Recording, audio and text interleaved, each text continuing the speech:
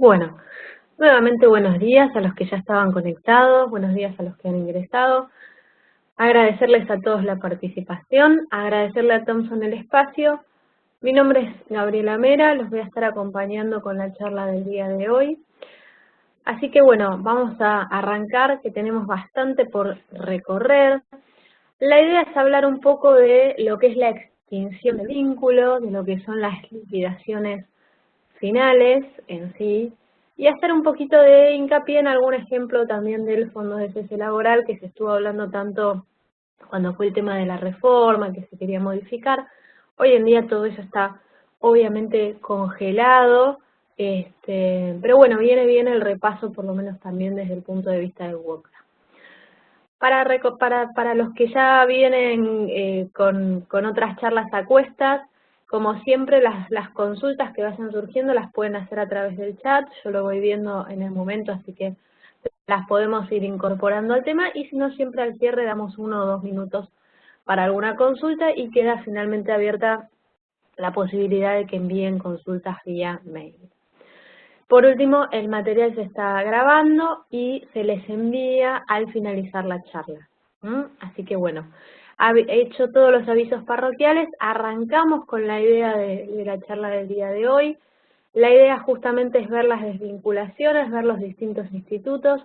Vamos a repasar algunos ejemplos prácticos como para diferenciar un poco cada uno de los institutos que se pagan en las liquidaciones finales. Y si nos quedamos un poco cortos con el tema o las consultas abundan y parece que está bueno, probablemente lo seguimos la próxima charla también, así como para incorporar y hacer todo un buen repaso de todo lo que es el tema de desvinculaciones. Parados en lo que queremos ver hoy, la idea va a ser un repaso de los 3 puntos de vista de lo que son las desvinculaciones. Por un lado, desde el punto de vista de lo laboral, qué es lo que tenemos que liquidar. Desde el punto de vista previsional, repasar un poco cuál es, digamos, el carácter remunerativo o no remunerativo de cada uno de los conceptos que vamos a estar liquidando. Y finalmente, cómo estamos parados hoy en lo impositivo. No sé si habrán visto que está circulando el proyecto que finalmente definiría esta famosa reforma sobre lo que son los pagos de gratificaciones por cese a directivos y ejecutivos. Por ahora igual todavía como proyecto. Bien, lo que tenemos en pantalla sí es importante tenerlo en consideración a los efectos de cuándo vamos a hacer la liquidación final, que es básicamente cuando las notificaciones son todas en realidad de carácter recepticio, se dice. Esto significa que son válidas desde el momento en que llegan a la esfera de conocimiento de la otra parte. Nada más importante que lo que sería la desvinculación, sobre todo en el caso estamos hablando de un despido, en una renuncia, quizás sabemos que la situación no va a ser no va a ser compleja, pero sí es fundamental el tema en un despido de cuándo recibe esa notificación, cuándo se notifica el empleado. Obviamente que esto se puede hacer con carta documento, con telegrama, con escribano, distintas herramientas, porque justamente la empresa lo que quiere garantizarse es que llegue a conocimiento esa, digamos, esa notificación. Entonces, garantizado eso, nos va a determinar cuál es la fecha de nuestra liquidación, y es importante porque sobre todo cuando a veces la extinción se da muy a fin de mes, nos puede empujar a liquidar un sueldo más, medio sueldo más, o lo que fuere, o un año más de antigüedad. Entonces es importante el hecho de cómo se comunica esa desvinculación. Obviamente, previo a esto, es fundamental, me parece que ya lo habíamos hablado en la charla pasada, tener actualizados los domicilios del empleado. Me cambié el chip, me quedó iba a decir contribuyente del empleado. ¿Qué vamos a estar revisando entonces ahora? ¿Qué aspectos vamos a ver muy brevemente? Primero la baja de AFIP para tener en cuenta y su temporalidad. ¿Qué cálculos tenemos que hacer, incluyendo lo que es el impuesto a las ganancias? No vamos a liquidar el impuesto a las ganancias, eso lo vamos a ver específicamente en una charla, así podemos abrir todos los conceptos, pero sí nos vamos a quedar por lo menos con una pauta general. Si ustedes tienen alguna duda particular, nos la hacen llegar igual y la vamos viendo antes de tiempo. ¿Qué cargas sociales vamos a estar pagando? Y los certificados también es un elemento fundamental, certificaciones y certificados que se le deben entregar al trabajador. Vamos a arrancar entonces primero por el tema de la baja. Esto es algo muy sencillo para quienes ya están liquidando sueldos, para quienes no, sabemos que tenemos el servicio AFIP de simplificación registral. Desde ahí vamos a hacer altas, bajas y modificaciones de las relaciones laborales, entre otros elementos que podemos llegar a consultar. La pantalla que están viendo en pantalla, que valga la redundancia, es en realidad una de las pantallas que se saca de los manuales de AFIP, así que ahí tenemos un dato de empleador, pero que sale de las propias pantallas de AFIP, así no hay inconveniente con eso. Y básicamente por relaciones laborales, modificaciones y bajas, ahí vamos a estar registrando la baja. Lo fundamental es la temporalidad en la registración de la baja. Esa temporalidad está definida en la resolución que tienen en pantalla y nos habla, en el caso puntual de la baja, 5 días corridos. Ojo acá porque son corridos, a veces pasa que con los feriados en el medio, los fines de semana, por ahí se nos escapan o sencillamente porque nos avisan tarde, se nos escapan los 5 días corridos. La realidad es que no hay mucha persecución en cuanto a las sanciones que dispone esta misma resolución con respecto a la temporalidad, y me parece que es importante que el registro, sobre todo si se trata de un despido, quede acompasado como corresponde de la fecha correspondiente de baja, porque si no vamos a tener un inconveniente entre lo que dice el telegrama y lo que dice la baja por una cuestión de no haber cumplido con la temporalidad en la registración. Estas son cuestiones que uno tiene que ir afinando con las empresas como para que a uno le avisen en tiempo y forma. A veces nos avisan las bajas y ya incluso presentamos el 931 de tan tarde que nos avisan las bajas. Pero bueno, es una cuestión para ir afinando con el empleador. Me parece que lo fundamental es que el registro quede correctamente informado. Les puede pasar que se trate de alguna baja muy vieja, en cuyo caso el sistema les va a pedir toda esta información que ustedes ven en pantalla. Que les va a pedir convenio, categoría, puesto. Si es una baja de alguien que dimos ya desde que está simplificación registral o su anterior versión, ni simplificación inclusive, no les va a pedir esa información, porque esa información ya está cargada al momento de dar el alta. Quisimos poner esta pantalla como para que les quede la más completa y no se preocupen si les llegase a pasar que se encuentran con algo de esto. Sencillamente cargan los datos que correspondan y avanzan con la baja. Si es un telegrama de renuncia, la ventaja que tenemos con respecto a la temporalidad, porque a veces los telegramas llegan tarde, es que podemos informar la fecha de llegada del telegrama. Y con eso subsanar quizás si dimos la baja más tarde. Bien, eso por el lado formal. Una vez que tenemos la liquidación, digamos, la baja hecha, cumplida su temporalidad, vamos a pasar a realizar la liquidación, entonces, de esta extinción de vínculo. Se trate de la extinción de que se trate, ya sea una renuncia, un despido, directo o indirecto, por distintos motivos, es decir, con causa o sin causa, siempre se van a estar devengando estos conceptos que tenemos en pantalla. Es decir, inclusive si se trata, por ejemplo, de un plazo fijo que se termina, un contrato de temporada donde se termina la temporada, un contrato eventual, todas las modalidades van a dar lugar al pago de estos conceptos. Ni que hablar si se trata de una renuncia o un despido, donde estos conceptos van a estar volcados. ¿Por qué? Porque no nos olvidemos que estos conceptos desde el momento 1 ya se están devengando. Entonces, son los mínimos conceptos que vamos a tener.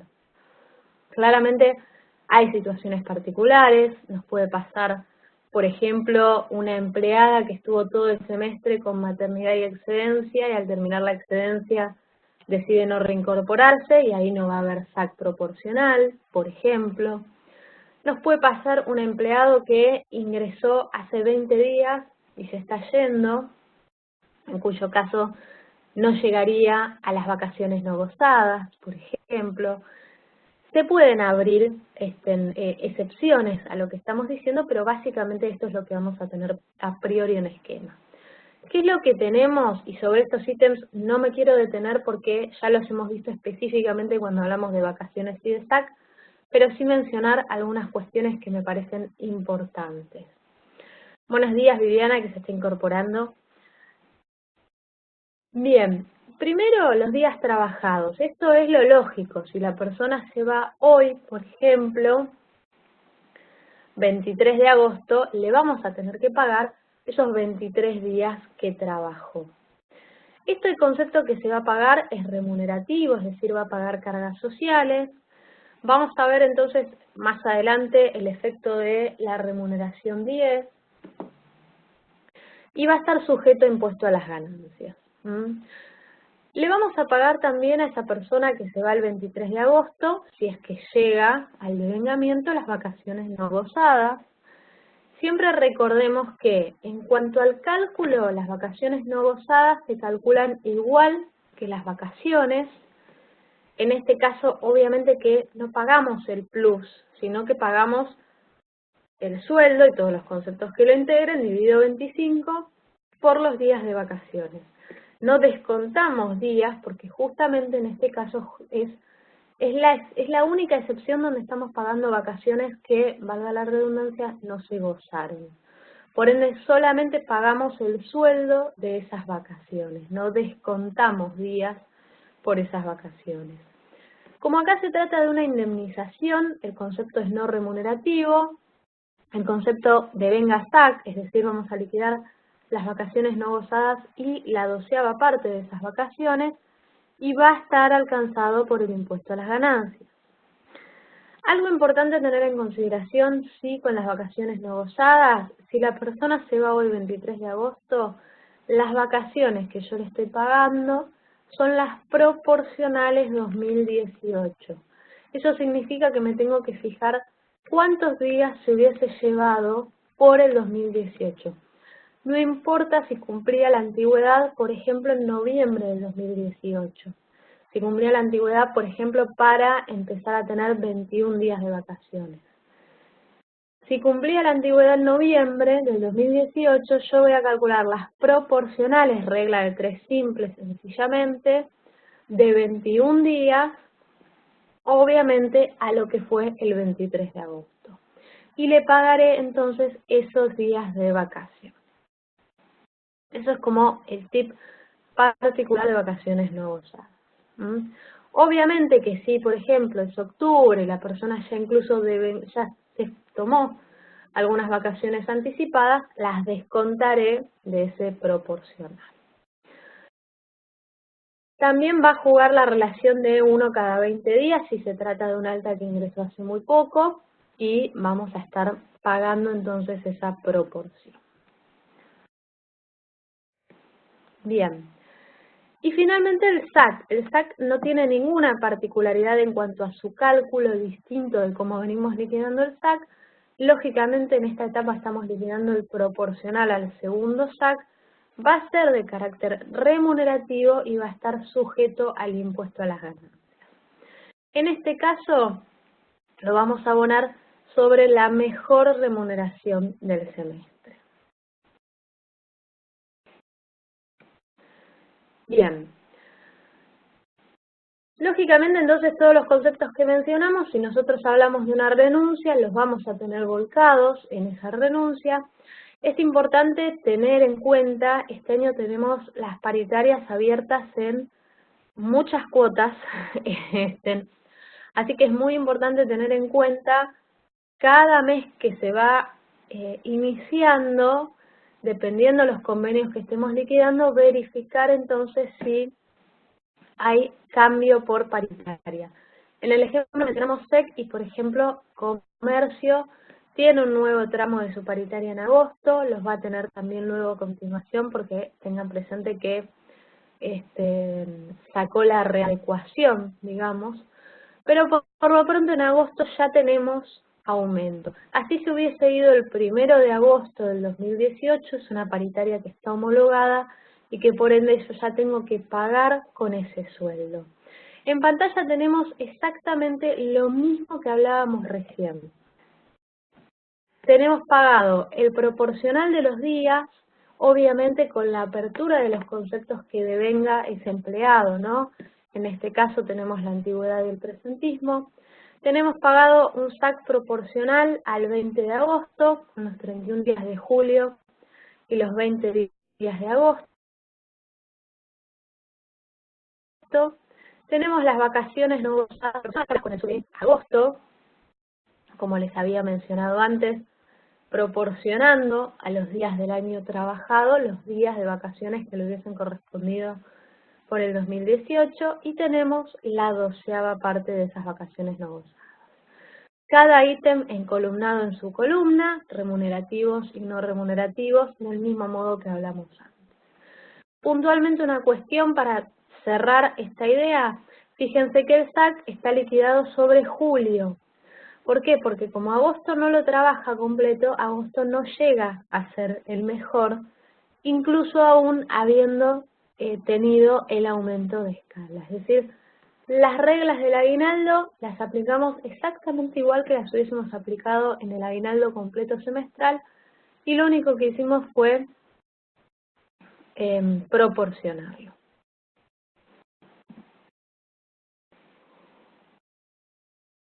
Después tenemos los descuentos normales y tradicionales sin ninguna otra cuestión adicional.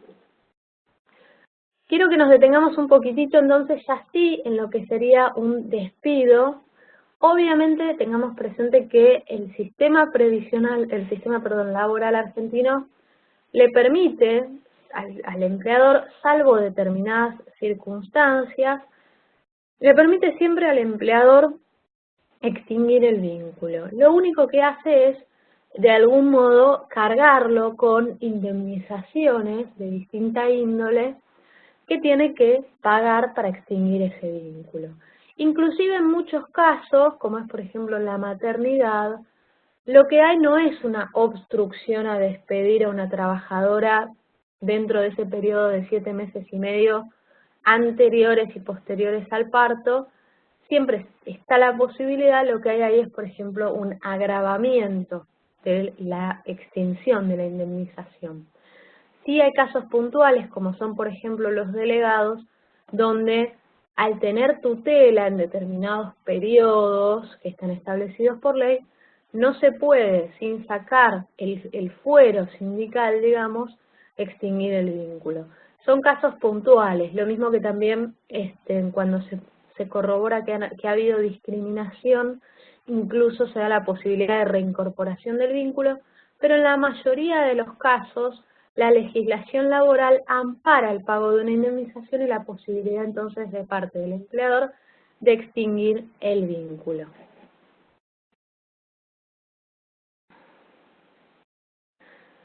Les consulto a todos si me están escuchando bien. Algunos están poniendo que tienen problemas con el audio. Seguramente ya se están comunicando de sistemas, pero si me pueden confirmar si me están escuchando. Así ya avanzamos entonces con cada uno de estos ítems. Muchísimas gracias, Fernando.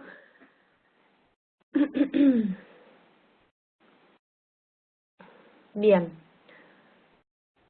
Vamos entonces a avanzar con lo que es cada uno de estos ítems. Sí tengamos presente que cuando estemos liquidando, cada uno de ellos es un instituto distinto, ¿no? A ver, en algunos casos puede pasarnos que, gracias Germán y gracias Estela, puede pasarnos que se repita la remuneración que utilicemos, pero no necesariamente.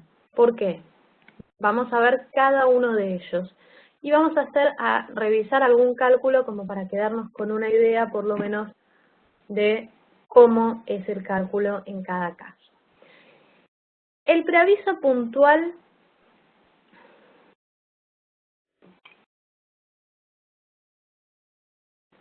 Gracias, Victoria. El preaviso puntualmente justamente se trata de esto, ¿no? De notificar al trabajador que se va a extinguir el vínculo, o al revés, que el trabajador notifique al empleador que se va a extinguir el vínculo por la renuncia. Es decir, que el preaviso en realidad es una obligación para ambas partes que se debería cumplir.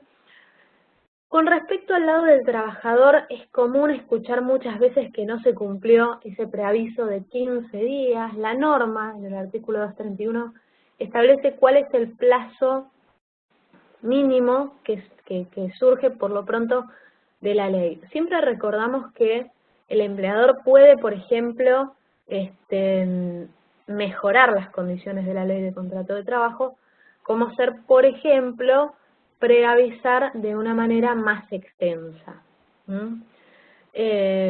No podría modificar y extender el preaviso del trabajador, pero sí podría modificar y extender su propio preaviso.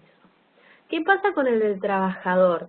A ver, el descuento está previsto en la norma nos habla justamente de que cuando no se otorga ese preaviso, lo que corresponde es una indemnización. Si yo estoy parado del lado del empleado, correspondería entonces que el empleado me pague a mí esos 15 días de sueldo que no me preaviso.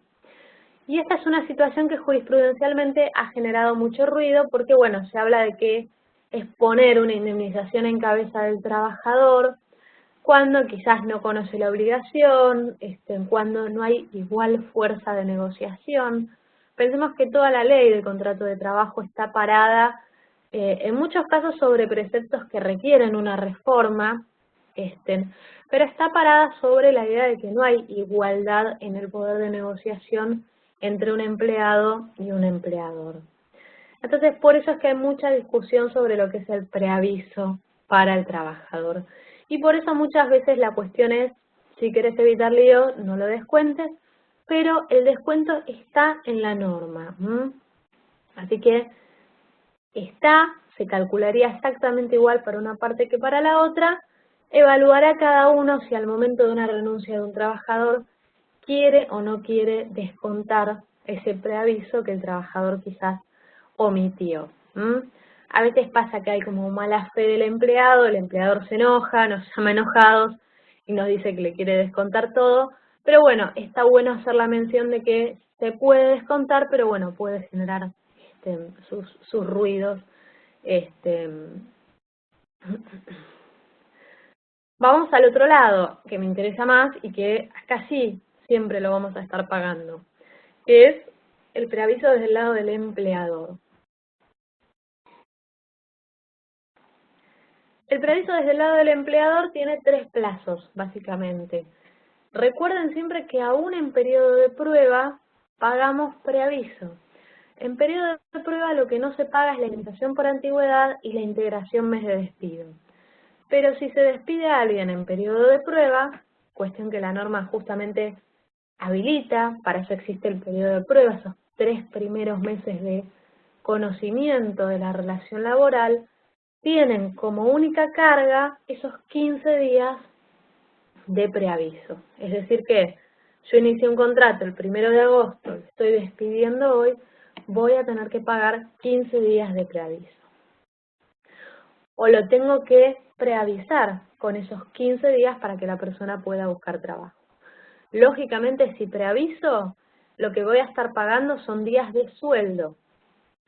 Estamos hablando de, siempre que hablamos de que si preaviso, lo hago a través de un modo, como puede ser una carta documento, como puede ser un telegrama, un modo fehaciente de comunicación. Y si no preaviso, sencillamente le pagaré 15 días. Una vez que se supera el periodo de prueba y hasta los 5 años, pago un mes, y cuando se superan los 5 años, serían 2 meses de preaviso. ¿Qué pasa entonces cuando no se otorga el preaviso? Que es lo más común. Es muy difícil imaginarse hoy en día la situación de estar avisándole a un empleado que se va a extinguir el vínculo. Los casos más comunes donde quizás se produce el tema del preaviso es porque hay alguna situación en la empresa, por una cuestión de situación económica, de recorte, donde a veces por el vínculo se puede llegar a preavisar, pero lo más común, la realidad es que el preaviso se omita directamente y que lo que se pase a dar lugar entonces es a esa indemnización sustitutiva del preaviso, que no es ni más ni menos que pagar el valor del sueldo en esos días que dijimos, en esos 15 días, por un mes o por 2 meses. Siempre teniendo en cuenta que estamos hablando de reflejar el sueldo que el trabajador hubiese percibido en ese periodo. Siempre recordemos que si estamos extinguiendo, por ejemplo, un vínculo ahora el 23 de agosto, nosotros lo que vamos a pagar es del 23 de agosto al 30 de agosto, le vamos a pagar la integración mes de despido, que la vamos a ver ahora más adelante. El preaviso básicamente sería ese mes de septiembre. Entonces es importante tener en consideración cuál va a ser el sueldo de septiembre. Si el sueldo es fijo, sencillamente vamos a pagar este sueldo y no hay ningún inconveniente.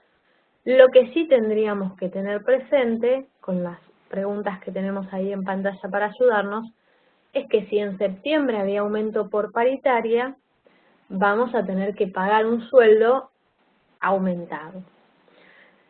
¿Qué pasa cuando las remuneraciones que se le liquida a este trabajador son fijas y variables? Bueno, pensemos que nosotros lo que tenemos que lograr es pagar a través del preaviso el sueldo que ese trabajador hubiese percibido.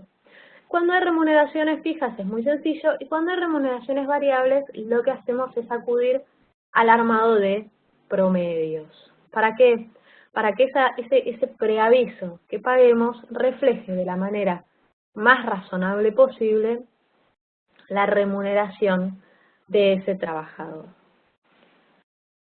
Entonces, para armar ese promedio, hay empresas que toman el año, hay empresas que toman los 6 meses. La realidad es que en el caso puntual del preaviso no está definido, como si por ejemplo está definido en el artículo 208 para lo que es una licencia por enfermedad y en lo que es, por ejemplo, las vacaciones, donde tenemos la opción de ambos promedios. Acá no está definido. La idea siempre es lograr algo que sea razonable a lo que el trabajador hubiese percibido. Una vez que hacemos la suma de esos conceptos fijos y la suma de esos conceptos variables, fíjense que en pantalla, ¿qué hicimos?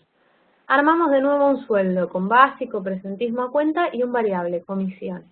Entonces, los fijos los vamos a considerar todos, incluso en este caso había, por ejemplo, esto tengan en cuenta que no estamos siguiendo ninguna paritaria actual, los fijos había aumento en junio. Bueno, el sueldo que vamos a tomar para el preaviso va a ser ese básico ya aumentado, con su efecto en el presentismo y en la cuenta futuros aumentos.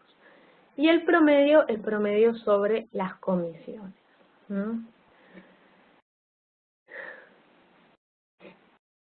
¿Hay algún tope respecto del preaviso? Y la respuesta acá es no. El tope únicamente está informado o presentado por la Ley de Contrato de Trabajo para lo que es la indemnización por antigüedad. El preaviso, piensen que si la persona se hubiese quedado trabajando, hubiese cobrado su sueldo. Con ese mismo razonamiento lo trasladamos al cálculo que tenemos que hacer para el preaviso. Esos 12.929 no se revisan contra ningún tope y se calculan por el 0,5, por 1 o por 2, de acuerdo a la antigüedad del trabajador. ¿Qué pasa cuando las remuneraciones son variables? No son variables, sino que se trata, por ejemplo, de un empleado jornalizado. Hacemos el mismo análisis. Paso un poco rápido las pantallas para llegar a ver todo y después, como a ustedes les va a llegar el material grabado, si quieren lo pueden ir revisando.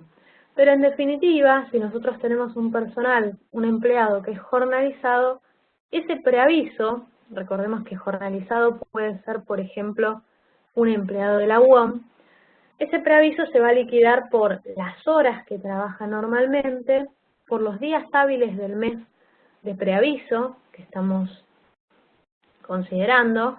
Recordemos que al personal jornalizado también se le pagan los feriados, así que también estaríamos pagando los feriados, más todos los adicionales que tenga ese trabajador. En este caso, por ejemplo, teníamos un adicional por título y una antigüedad en nuestro ejemplo.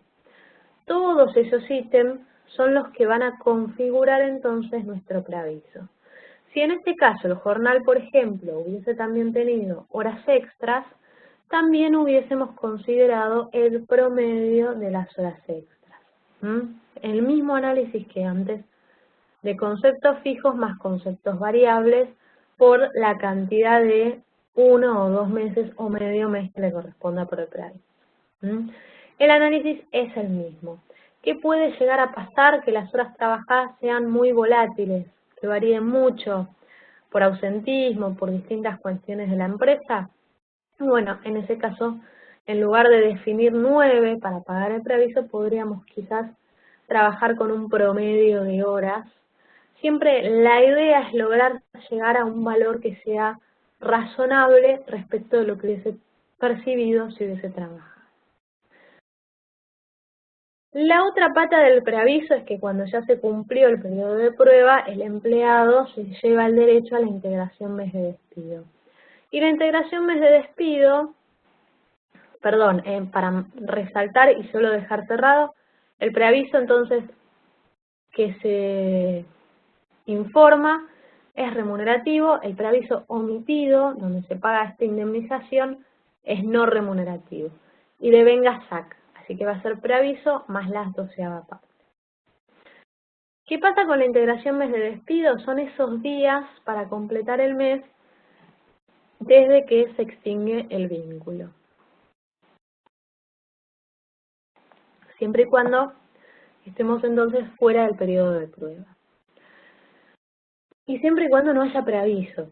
Ojo, que si hubiera preaviso, yo lo notifico, cumplo con los tiempos legales establecidos para el preaviso, tampoco corre entonces la integración y en ese caso solamente les pagaré un 2.45 al trabajador. Pero si no es el caso, omito el preaviso, además del preaviso calculo la integración mes de despido. ¿Cómo calculo esa integración mes del despido? La calculo exactamente igual que como hablábamos con respecto al preaviso. Es decir, tengo que considerar cuánto hubiese sido la remuneración de ese trabajador si hubiese trabajado el mes completo. Cuando los conceptos son fijos y todos los meses repetidos, es fácil de calcular porque sencillamente lo mismo que el resto de días no trabajados va a ser la integración mes de despido que estoy pagando. Pero cuando los conceptos ya incluyen, por ejemplo, el devengamiento de conceptos variables, de nuevo voy a tener que acudir a armar algún tipo de promedio que me ayude a que esa remuneración sea lo más parecida a lo que el trabajador hubiese percibido. Nosotros en muchos cálculos lo hemos hecho dividido 6, a veces también se divide por 126, que son 21 días hábiles, más o menos es el promedio de días hábiles por mes, por 6 meses. Hay distintos factores, a veces los mismos convenios definen factores de división, 190, 198, obviamente que usar el 6 meses directamente genera un promedio menor porque el trabajador quizás no devenga remuneraciones variables todos los días del mes, pero bueno, de nuevo, en la pauta de razonabilidad va a estar más cercano considerar eso que directamente no considerarlo, por ejemplo. De ahí lo iremos llevando a lo que más razonable le parezca a la empresa o al criterio que la empresa define. Siempre tengamos en cuenta que lo que son las indemnizaciones impactan sobre los conceptos remunerativos. Los no remunerativos hoy están con todo un tema de fondo porque salió el decreto 633, si no me equivoco, que habla de que el Ministerio no va a aprobar más no remunerativos que tengan las características más bien de un remunerativo, así que tenemos ahí una puja con qué va a pasar con muchos conceptos no remunerativos, pero siempre que estamos hablando de estas indemnizaciones estamos hablando de definidos por los conceptos remunerativos. Han habido excepciones, como fue la pauta de comercio del año pasado, por ejemplo, que había retomado este famoso tema de que se pagaban no remunerativos, pero prácticamente con todos los mismos efectos laborales que si se tratase de un remunerativo. Tenemos armado en pantalla entonces dos ejemplos para que le queden. No es más que el mismo trabajo que se hizo con el preaviso de poder determinar una remuneración razonable, en este caso a una extinción al día 20 de cada mes, considerando lo fijo y lo variable. Y también considerando el caso, por ejemplo, de un trabajador de la industria del plástico, por ejemplo, que tiene jornalizados también, donde entonces hay que armar esa integración mes de despido con horas que efectivamente el trabajador no trabajó. ¿Qué pasa con WOCRA y con WECARA? Tenemos que distinguir bien ahí, lo vamos a ver ahora, vamos a ver un ejemplo de una liquidación final de WOCRA. Sí distinguimos bien y es importante tener en cuenta que WECARA son los administrativos de la industria de la construcción y nada tienen que ver con el régimen de la industria. O sea, no van articulados con el fondo de cese laboral, sino que si tuviéramos el caso de un empleado de WECARA, en este caso estamos hablando de trabajadores mensualizados, en ese caso aplicaría todo lo que estuvimos viendo y lo que vamos a ver ahora del artículo 245. Cuando estamos parados en un empleado de WOCRA, lo vamos a ver en un ejemplo más adelante, en ese caso sí, entonces vamos a tener en cuenta la articulación con el fondo de cese laboral. Vimos el preaviso, vimos la integración mes de despido y vimos todos los otros conceptos, los días proporcionales, el SAC y las vacaciones no gozadas. Lo último que nos falta es la indemnización por antigüedad, definida en el artículo 245 de la Ley de Contrato de Trabajo. También hubo mucha puja por modificarla en la reforma laboral.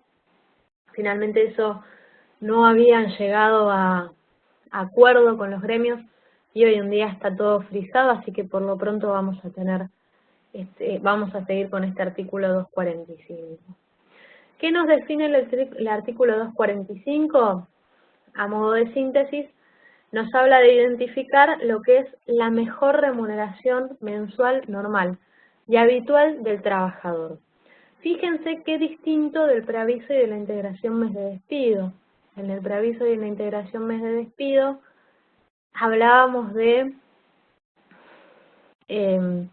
pagar el salario de ese empleado a futuro, proyectado. Acá vamos a mirar para atrás. ¿Qué periodo vamos a mirar para atrás? Los últimos 12 meses que haya trabajado el empleado. Y de ahí vamos a definir cuál es la remuneración que mejor cumple, cuál es la mejor remuneración que cumple con los requisitos del 245. ¿Cuáles son esos requisitos? Los que tenemos en pantalla. Primero, conceptos remunerativos. Van a ser los que integran el artículo 245. Lógicamente ustedes me dirán, hay casos de jurisprudencia donde se incorporaron conceptos que la empresa estaba otorgando como beneficios y no fueron considerados beneficios. Bueno, pero ahí hay cuestiones de fondo de jurisprudencia. La idea acá es por lo menos trazar una línea general. A priori, entendiendo que lo que estamos dando como beneficios sociales son beneficios sociales y no tienen otro carácter, vamos a quedarnos con los ítems remunerativos. De carácter mensual, la norma habla de que vamos a incluir únicamente aquello que se percibe en forma mensual. Ojo con esto, porque puede pasar que la empresa pague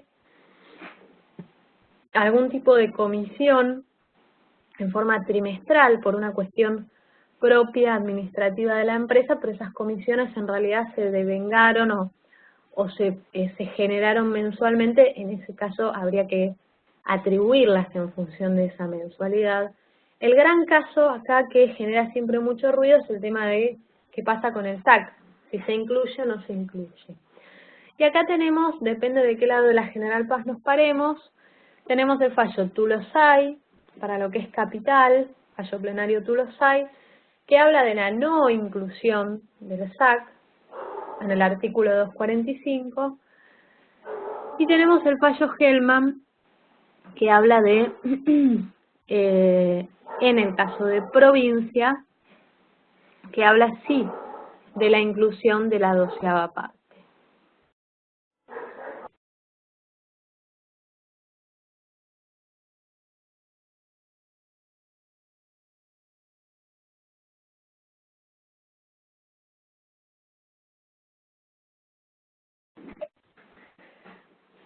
Bien, fallo Tulosay o fallo Hellman, entonces depende de dónde estemos parados si tenemos o no que considerar el SAC a los efectos del 245.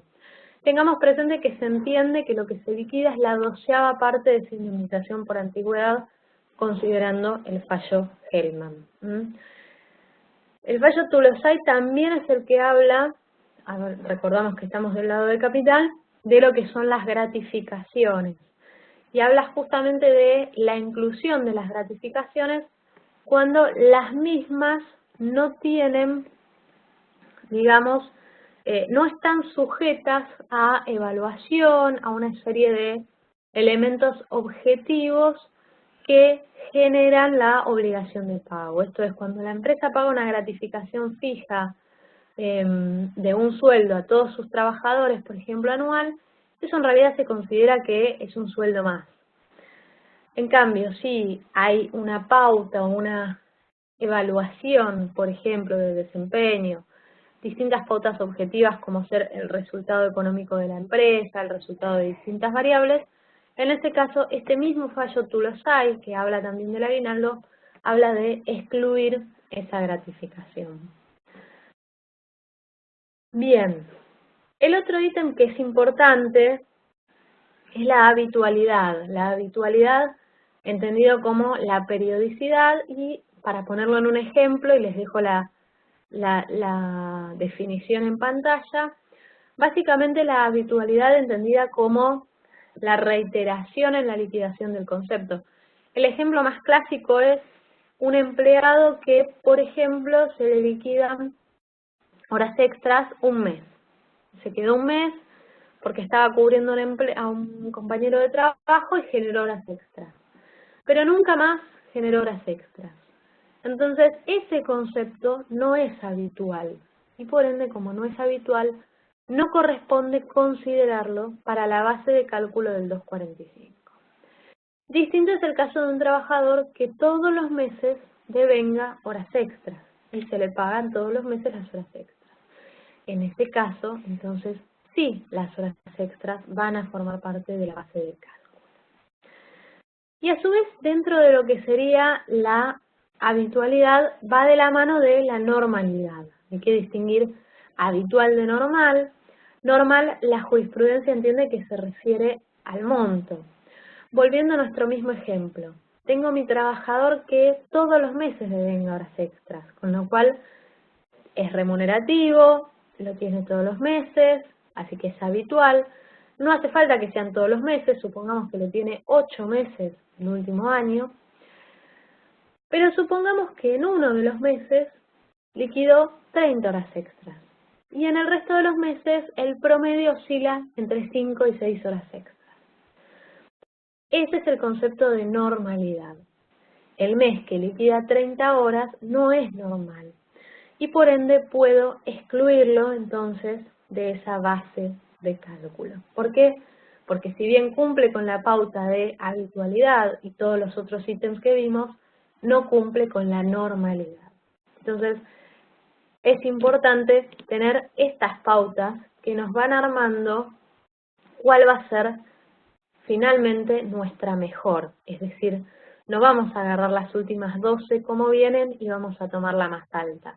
Vamos a mirar las últimas 12, identificar la que primero es mejor y ver qué es lo que está liquidado dentro de esa liquidación, dentro de esa remuneración, para ver si cumple con todas las características que venimos mencionando.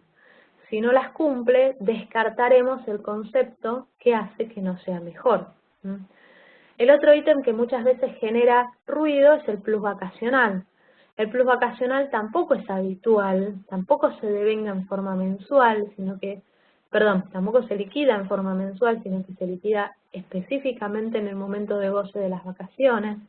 Recordemos que la misma ley establece que no hay que fraccionarlo y dispone específicamente casos de desfraccionamiento, pero no se trata de una remuneración entonces mensual y por ende ese plus también tiene que ser excluido de nuestra base de cálculo.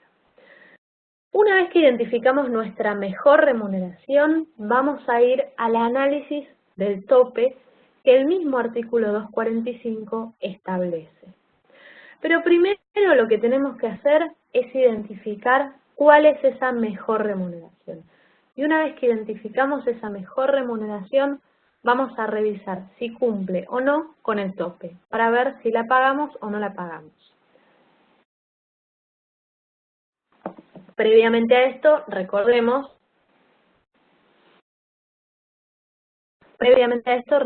que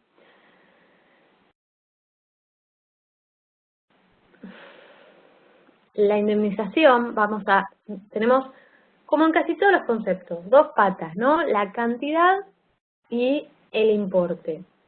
El importe es lo que vamos a estar viendo ahora. Y la cantidad está definido por esto de un sueldo por cada año de antigüedad o fracción mayor de 3 meses.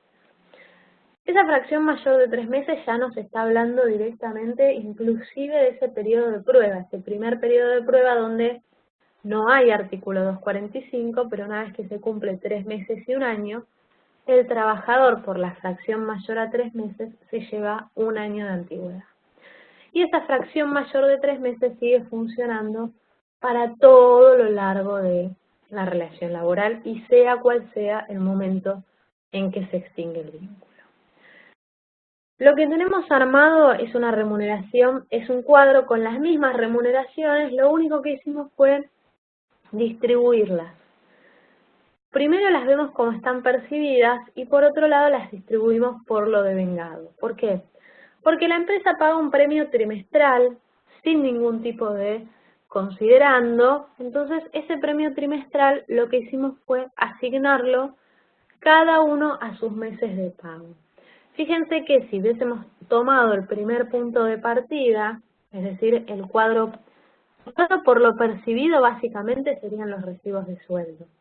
Lo que nosotros hacemos es desagregar esos conceptos, transformarlos para quedarnos con los conceptos como si hubiesen devengado. En el caso de las comisiones no, tomamos un periodo de 6 meses porque justamente el trabajador trabajó 6 meses, en nuestro ejemplo. Obviamente que si hubiese trabajado 1 año, 2 años, 3 años, tomamos los 12 meses con el mismo análisis que estamos haciendo ahora. Entonces, una vez que nosotros distribuimos ese premio, lo que hacemos es buscar cuál es la mayor remuneración de la columna de total remunerativo. En esta columna, el primer valor que tenemos del segundo cuadro, si se fijan, es el mes de junio. De nuevo acá, armado con datos al aire. Junio con 16.166 pesos, lo que preguntamos es si hay normalidad, porque si ustedes se fijan, el valor de las comisiones se dispara comparativamente contra el resto de los meses. Entonces, restamos esas comisiones y ese ítem deja de ser la mejor remuneración y pasamos entonces a buscar cuál es la mejor remuneración.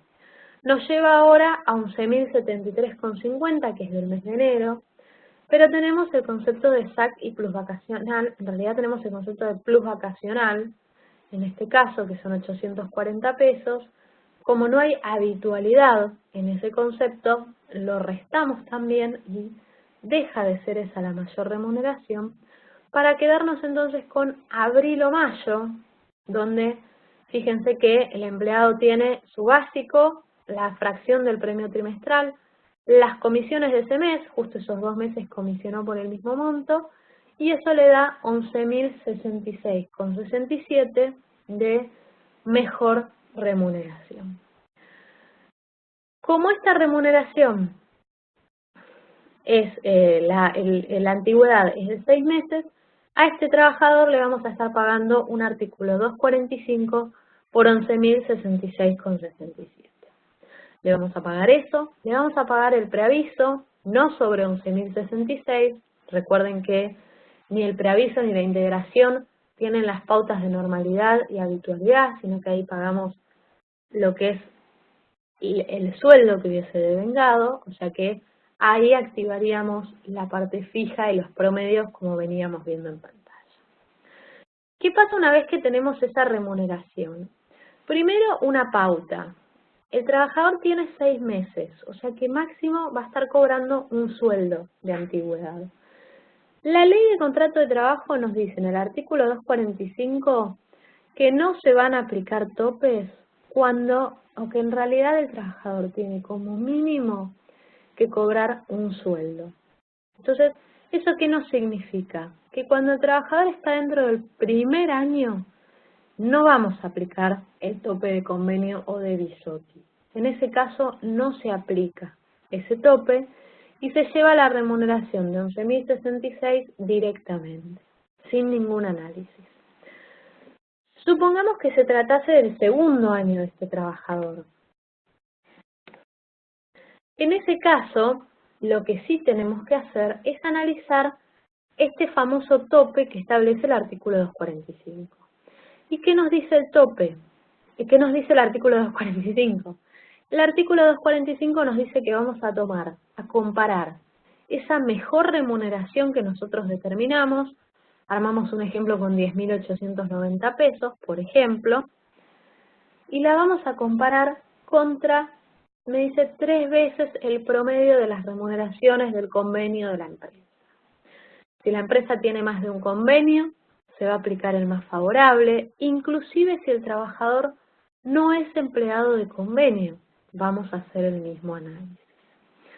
Entonces, ¿qué puede pasar? Tenemos armados los 3 casos. El primer caso, el tope de convenio es 12.000, es más alto que mi mejor remuneración.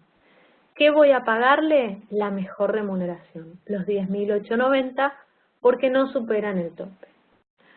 En el segundo ejemplo, en el caso B, el tope es 9.000 pesos.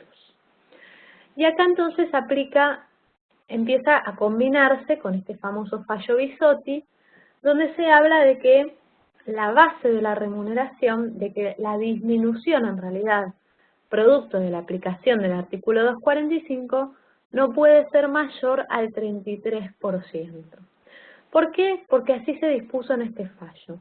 Este fallo era un empleado jerarquizado, se lo compara contra el tope de convenio y producto de comparar ese mayor sueldo que cobraba, la reducción de ese haber era muchísimo mayor que el 33%, que se consideró que eso era confiscatorio directamente. Entonces, lo que yo tengo que hacer es, si mi mejor remuneración es más alta que el tope, verificar si ese valor está por encima o por debajo del 33%.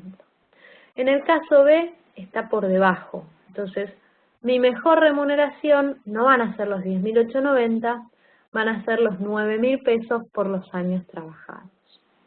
En el caso C, si se fijan ustedes, el porcentaje de disminución es más alto que el 33% y por ende lo que voy a hacer es pagarle el 67% de la mejor remuneración de ese trabajador. El 67% de 10.890. Obviamente por los años de antigüedad. Analizamos entonces para el artículo 245 las dos patas. Primero, cómo definimos la mejor remuneración. Y una vez que la definimos, el tope propio que el artículo 245 nos establece respecto del convenio o bien de la aplicación del fallo Bisotti. Por último, tenemos que saber que esa remuneración la vamos a estar multiplicando por la cantidad de años que haya trabajado ese empleado en la empresa o bien la fracción mayor de 3 meses. Mucho cuidado con la modificación que generó la reforma respecto de los casos de extinción del personal que se jubila y mucho cuidado con el tema de la intimación. Por eso les hablaba de que quizás en una próxima charla retomamos el tema y vemos algunos casos puntuales. Acá quería hacer un repaso más general. ¿Qué pasa con el caso de WOCRA? Despido o renuncia lo vamos a estar liquidando de la misma manera. Tengan presente que acá hicimos un ejemplo con remuneraciones del año pasado y tenemos el cálculo armado. Fíjense que es exactamente igual que la renuncia, pero estamos informando que se trata de un despido. ¿Qué pasa con lo que es el personal de WOCRA? El personal de WOCRA todos los meses se liquida y se deposita en una cuenta a nombre del trabajador este famoso fondo de cese laboral. Este fondo de cese laboral lo que hace justamente es compensar esta indemnización por antigüedad que se paga en el régimen común de la Ley de Contrato de Trabajo para cualquier otro tipo de trabajador contemplado dentro de la Ley de Contrato de Trabajo. Le vamos a liquidar entonces los días trabajados, el SAC proporcional, las vacaciones no gozadas y nada más. No le vamos a liquidar ni preaviso, ni indemnización más despido, ni antigüedad. ¿Por qué? Porque se supone que ese trabajador con la baja va a ir al fondo de cese laboral para que le abonen lo que el empleador estuvo depositando todos los meses. Ese fondo de cese laboral, recordemos, se liquida el 12% el primer año de antigüedad del trabajador, luego el 8%. Esto se liquida todos los meses, es una contribución en cabeza del empleador, no se le paga al empleado, sino que se deposita en una cuenta a nombre del empleado. O sea, cada cálculo se hace individual por empleado. De ese modo, cuando se extingue el vínculo con un empleado puntual, va con su baja y lo que percibe es específicamente su fondo de cese laboral. ¿Sobre qué conceptos no se calcula el fondo de cese laboral? Y esto es importante, está en la propia normativa que establece el fondo de cese laboral y el decreto que lo reglamenta. No se calcula fondos sobre el SAC y no se calcula fondos sobre el adicional que se paga por las horas extras, al 50, al 100. Solo sobre, ojo, dije el adicional, si se considera la parte normal, el valor hora normal y no el plus, por ejemplo, de pagar una hora al 50. La única excepción donde ustedes van a ver el fondo de cese dentro de la liquidación, o que la única excepción que debería existir, porque hay empresas que no lo hacen de este modo, tengan en cuenta que eso en realidad va en contra del propio régimen, así que es importante ordenar eso y abonarlo como corresponde. La única excepción en que ustedes deberían ver el fondo de cese laboral es justamente cuando se produce la extinción del vínculo. ¿Qué pasa? Si yo extingo el vínculo el 10 de agosto, es muy probable que el trabajador vaya en el interín de agosto a cobrar su fondo de cese laboral. Entonces, lo que se hace es decir, bueno, el fondo de cese por esos 10 días de agosto, excluyendo el SAC, se le va a liquidar en el mismo recibo, es decir, que lo cobre junto con la liquidación final. Todos los otros meses ya los tiene que tener depositado en su cuenta. Entonces, en el caso de WOCRA, tanto sea para renuncia como para despido, vamos a estar viendo siempre este tipo de liquidaciones. Bien, y solo para hacer un repaso breve, insisto, después vamos a hacerlo más puntual, pero quería que les quede el tema en carpeta. ¿Qué pasó con respecto a impuesto a las ganancias? Tenemos la resolución 4003 del 2017, en realidad. De todos los ítems que nosotros estuvimos viendo, todos están dentro de lo que es la esfera del impuesto a las ganancias. Lo habíamos hablado de los días, las vacaciones no gozadas, el SAC proporcional. Incorporamos también acá lo que es la indemnización por preaviso, el mes de despido. También el caso de, mencionamos las gratificaciones habituales proporcionales. Vieron que a veces al momento de la extinción se le paga el proporcional del bono anual que el trabajador hubiese cobrado. Eso si se paga es un ítem remunerativo, proporcional al valor que la empresa nos informe y alcanzado por el impuesto a las ganancias. Hay dos ítems hoy en día que la misma resolución mantiene la exención y sobre los cuales no hay discusión alguna, donde en definitiva lo que se hizo fue recopilar la jurisprudencia que fue habiendo respecto del caso. Se trata de la indemnización por antigüedad, en ese caso siempre bajo las reglas del artículo 245, está exenta, y en realidad también lo que es la gratificación extraordinaria por cese. Tengamos en cuenta que el concepto de la indemnización por antigüedad también se amplió a lo que es la agravada de una embarazada, a lo que es la agravada de un delegado gremial, eso a través de los fallos de Lorenzo y Cuevas, y fue recopilado por la resolución 4003, finalmente, aceptado por la FIP en la circular 3 y 4 del 2012 y finalmente en el 2017 llevado al cuerpo legal como para dar un poco de marco de seguridad, y la gratificación extraordinaria por cese también, dentro de lo que es el fallo Negri, también se vuelca a esta resolución. Recordemos que cuando hablamos de gratificación extraordinaria por cese, está regulada por el artículo 241 de la Ley de Contrato de Trabajo, así que en realidad, para quedarnos tranquilos con respecto a esa gratificación, lo óptimo sería cumplir con las formalidades del caso de esa gratificación.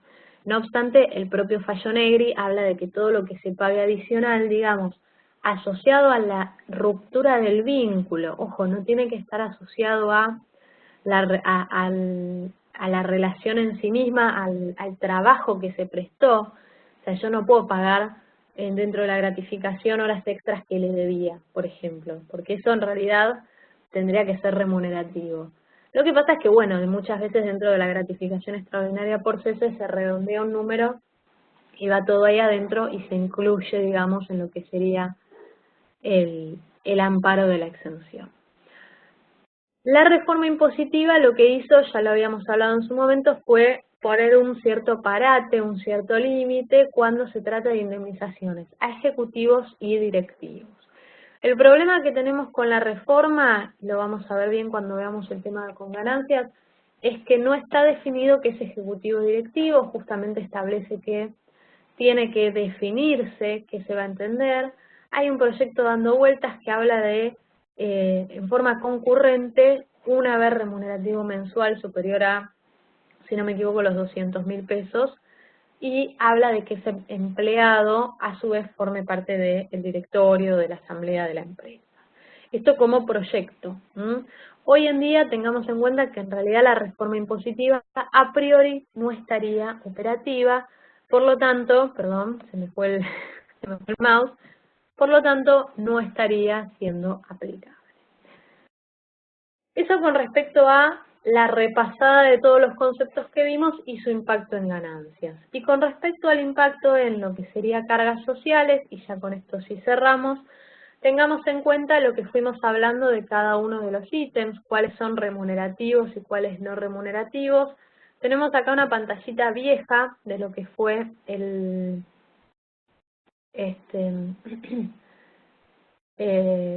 las cargas sociales. Hoy en día tenemos la remuneración 10, y esto lo habíamos armado con un ejemplo de un empleado de comercio con no remunerativo famoso, estos de los que se pagaban todos los meses. ¿Cómo nos va a impactar hoy en realidad? Primero, con respecto a los no remunerativos indemnizatorios, tengan en cuenta que no forman parte de la base de cálculo de la remuneración 9, a la RT. Ojo que cuando los informamos, el sistema por default los manda a la remuneración 9, la tocamos a mano y los limpiamos. Sí vamos a pagar RT por el sueldo y sí vamos a pagar RT por el SAC, que son los dos conceptos remunerativos. Por los restantes, no. Por ende, lógicamente esto nos va a disparar la obligación en paralelo de tener que hacer la declaración jurada de los conceptos no remunerativos. Declaración jurada que seguramente tengamos que enviar a la RT para que no nos quieran generar la alícuota sobre ese valor. Boletas sindicales en realidad es lo mismo, solamente sobre las bases remunerativas. Con respecto al armado de esta nueva remuneración 10, tengamos en cuenta que salió la resolución reglamentando, habla de la proporcionalidad de días trabajados siempre en base 30, ojo que estableció eso, y en este caso, si nosotros estamos liquidando un mes más un proporcional de aguinaldo, también deberíamos tomar la parte proporcional del aguinaldo. Esto con respecto al armado de la detracción, ¿no? Que nos va a estar disminuyendo la remuneración 10. Es decir que en nuestro ejemplo que había trabajado 20 días de agosto, vamos a tomar el proporcional de 20 días sobre la base 30 y el proporcional siempre sobre los actuales 2.000 o 2.400 de detracción, ¿verdad? Y el proporcional de SAC sobre los 180 por los días de julio y de agosto devengados.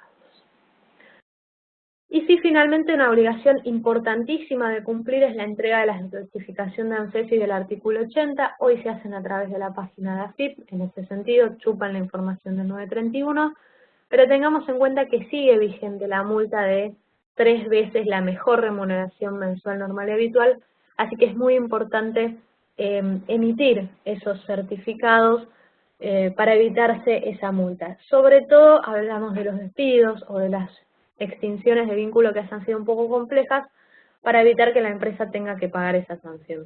Sí me parece importante recordar que hay un plazo de 30 días durante los cuales el empleado no puede intimar la entrega de esos certificados, justamente esto incorporado con la idea de que hoy las certificaciones surgen de la propia información de AFIP y nosotros tenemos que tener el tiempo para presentar el 931 y una vez presentado emitir la certificación de servicios.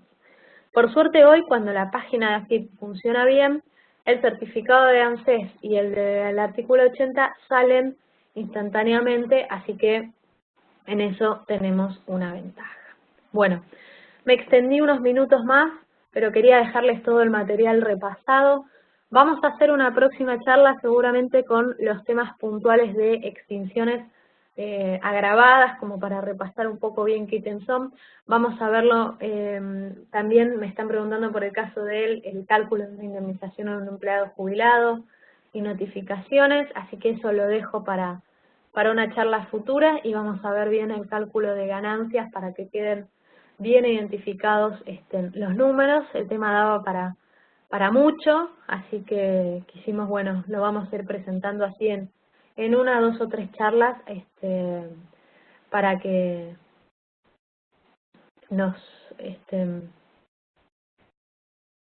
para que podamos ver, revisar los distintos ítems.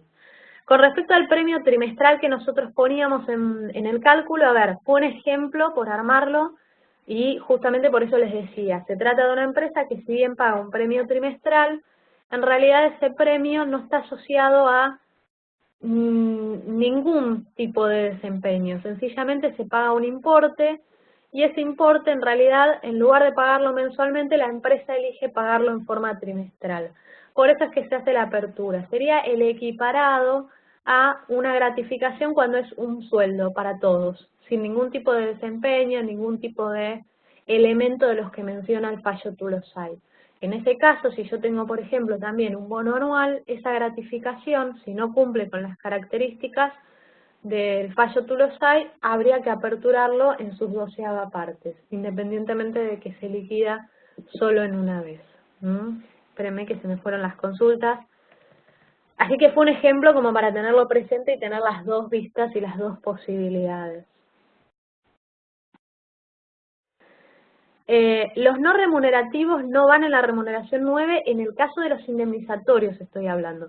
Ojo con los no remunerativos de los convenios, en cuyo caso, salvo específicamente cuestiones de camioneros y vigiladores, los no remunerativos que se liquidan en muchos casos sí se incluyen en la remuneración 9. Pero ojo que lo que es todo lo indemnizatorio, lo que estuvimos viendo hoy asociado a la charla, no hay que incluirlo. En realidad va más allá del carácter habitual o no. El punto es sobre qué la RT, en el caso de un accidentado, termina pagando, por ejemplo, una ILT.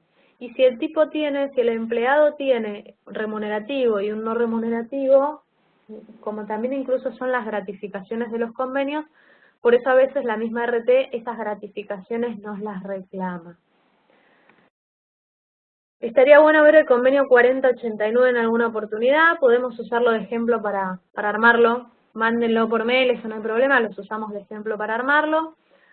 ¿Los certificados de trabajo también son obligatorios para empleados de la construcción? Sí, no hay discriminación ahí, en realidad es lo mismo para cualquier tipo de trabajador, con más o menos información y puede activar la multa. O sea, obviamente habrá que armar específicamente la multa para este caso, pero bueno, la sanción es por la no entrega y no va asociada al tipo de trabajador que sea.